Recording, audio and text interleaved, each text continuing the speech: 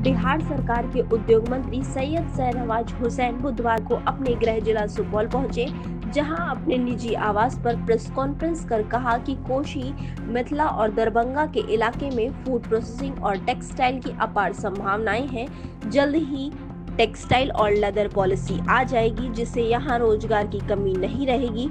जो लोग food processing और टेक्सटाइल के क्षेत्र में बाहर काम करते हैं, सबको बिहार लाएंगे। इससे उद्योग और रोजगार के क्षेत्र में बिहार मजबूत होगा। पिछले चुनाव में उद्योग और रोजगार के मुद्दे पर लड़ा गया था, इसीलिए हमारी जिम्मेदारी है कि यहाँ के नौजवान को रोजगार दें।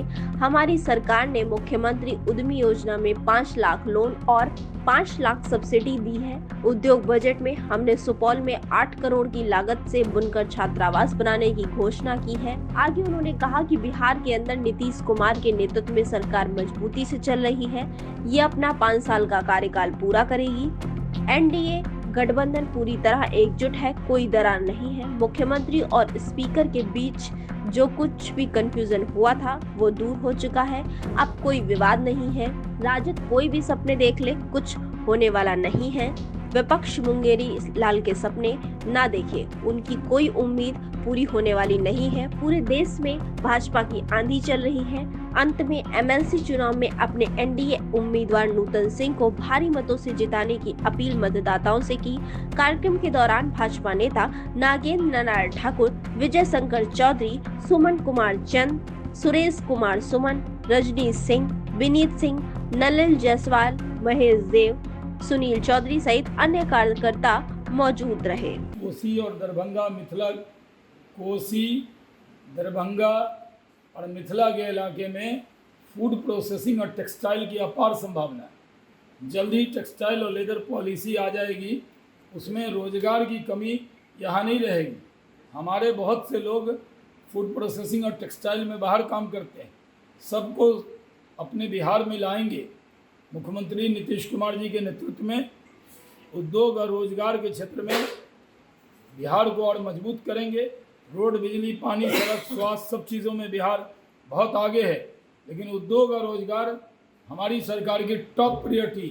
पिछला चुनाव उद्योग और रोजगार पर लड़ा गया था, इसलिए हमारी जिम्मेदारी है कि हम लोग यहाँ के नौजवानों को रोजगार दें।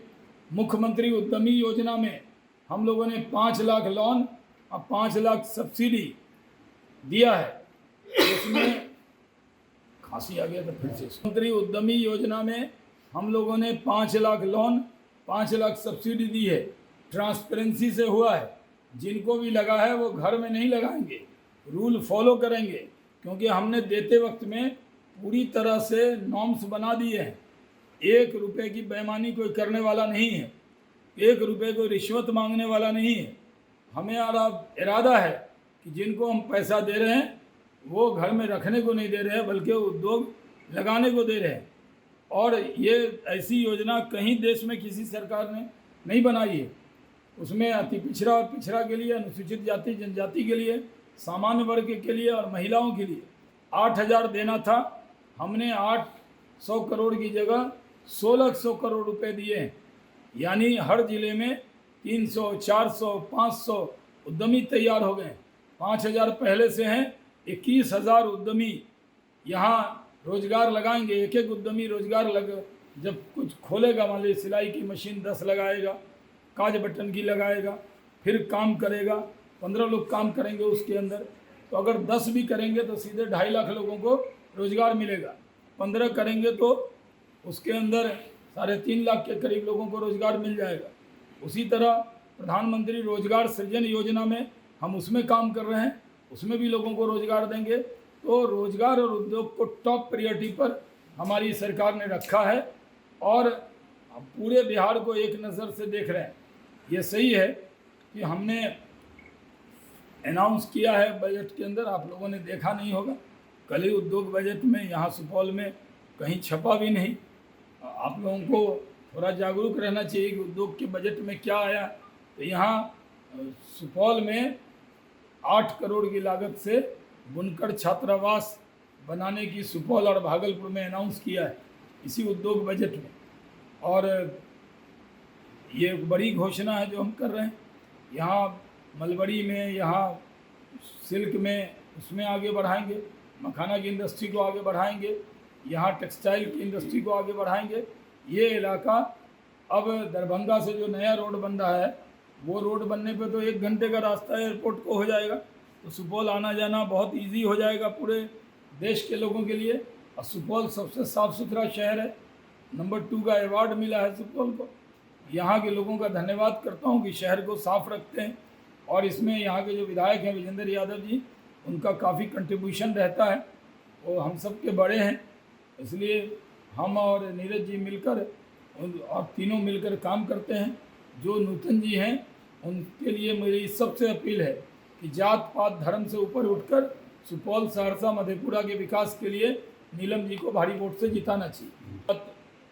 धर्म से ऊपर उठकर एनडीए के उम्मीदवार नूतन जी को भारी वोट से जिताना चाहिए।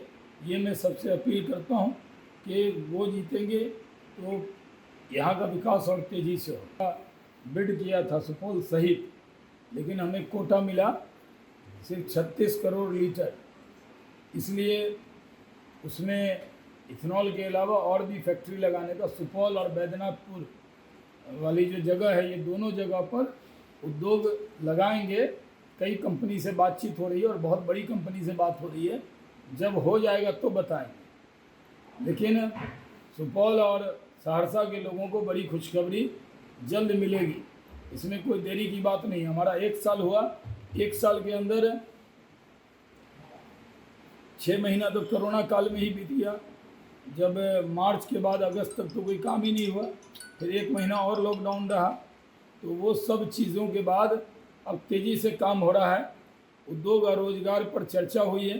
कल तो आरजेडी भी विधान परिषद में, आप बयान देखिएगा, वो तारीफ कर रही थी कि मंत्री जी अच्छा काम कर रहे हैं, लेकिन सरकार की आलोचना कर रही थी। तो हम लोग काम कर रहे हैं, और मैं और विजेंद्र यादव जी और नीरज बबलू जी तीनों मिलकर सुपौल में कैसे विकास हो इस पर सर जोड़कर बातचीत कर रहे हैं। आप जानते हैं मेरी और विजेंद्र भाई की सीट अगल बगल ही रहती है, वहीं पे दिन भर गपशप होता है, सुपौल के विकास को लेके होता है। सुपौल में रेल के अंदर, रोड के अंदर, ये अररिया से गलगलिया 4 लेन हो गया, लेकिन परसनमा से अररिया 4 लेन नहीं था। खूब विजेंद्र जी ने और मैंने, नीरज जी ने झगड़ा करके उसको करवाया है, और उसको खुद मॉनिटर कर रहे हैं। केंद्र की जो भी परियोजना होती है उसको, क्योंकि मैं केंद्र में रहा हूँ तो मैं जाता हूँ, बातचीत करता हूँ, उसका हल निकालता हूँ। तो भागलपुर की भी चिंता करते हैं और सुपौल की भी चिंता करते हैं। कॉन्फ्रेंस करने का क्या? अगर आपको हमारा वीडियो पसंद आया हो तो इसे लाइक करें, सब्सक्राइब करें और साथ ही बेल आइकन दबाना ना भूलें।